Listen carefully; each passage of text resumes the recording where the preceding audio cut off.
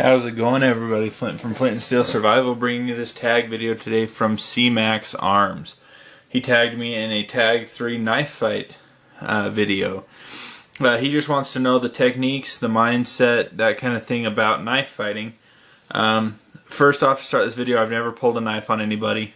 I never planned to have to pull a knife out on anybody. The only reason I ever would is if my life was in serious danger, and if at that point it is in serious danger and I don't have a handgun, for whatever reason, if I'm at work, can't carry, something like that. Obviously at work, I don't face many life-threatening risks, but in the odd chance that I did, whatever knife I'd be carrying that day would be my self-defense item. I'm not carrying a knife specifically for self-defense. All the knives I carry on a daily basis, especially to work, are just utility mindset. Every once in a while on weekends, sporting events of certain types, I'll carry a different knife than a utility knife or in combination with to make sure that I have a self-defense option. Mainly what you're going to do in a knife fight, in my opinion, and everybody's opinion can differ, is you're going to create a first strike as debilitating as possible and then escaping. You're not going to want to stand in there and knife fight because there's no winners at that point, especially if your opponent has a knife or another weapon. Anything with range is going to beat a knife in a fight almost 80% of the time, I'd say.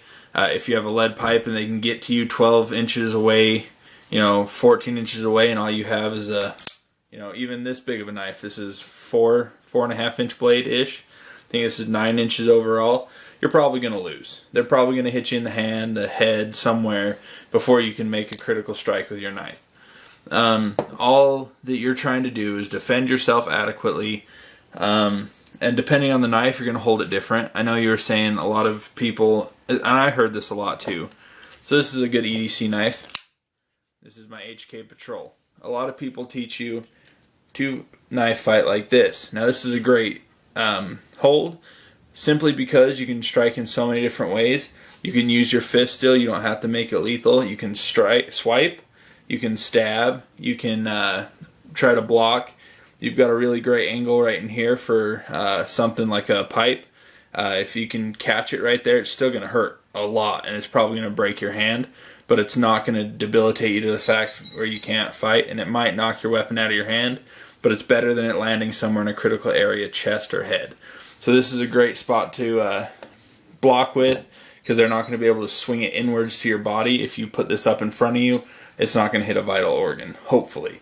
But certain knives you are going to want to fight with like this, especially if they have, a gun or something, and you're just trying to get one quick blow. You're going to hold it like this.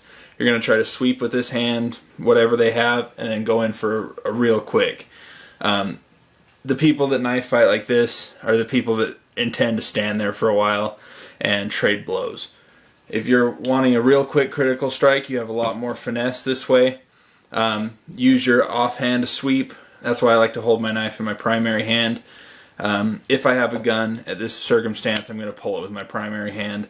I'm not going to reach for a knife with the backup hand just because I'm going to trust my instincts and go with the gun. If they're too close for me to pull a gun, I'm going to pull this, create some separation so that I can drop my gun.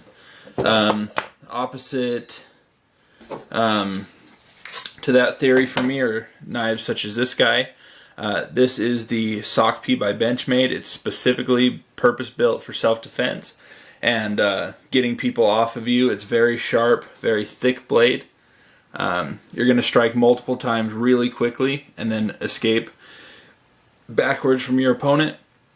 This is great because it's penetrating weapon. It'll penetrate deep and leave a large, wide wound that's going to bleed bad.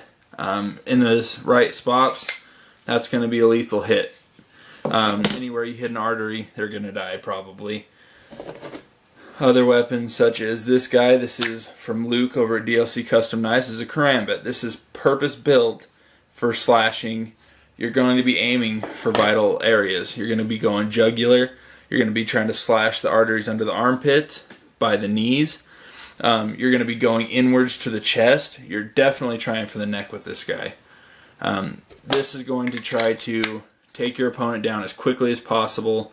But to use one of these properly, you're going to have to know some sort of martial arts, at which you can get inside of your opponent's guard and start really going to work. This is a very lethal, very deadly blade if in the right hands. Most of what I've seen that really impresses me with these blades are from Doug Mercada.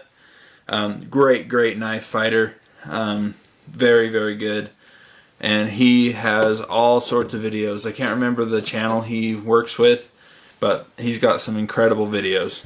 And then if you're in a kitchen setting, this is a chopping blade. Obviously, you're not going to be able to stab with it. You're just going to be swinging large slashes. This knife I built as a left-hand sheath, so it looks like it belongs on the left side of your body, but I still wear it on the right, and I draw it up. This is kind of a self-defense woods weapon. If you're in cougar country and they're going to jump down on you, you're going to want something that you can quickly grab up and slash to get them away. Or anything that's, fierce stabbing.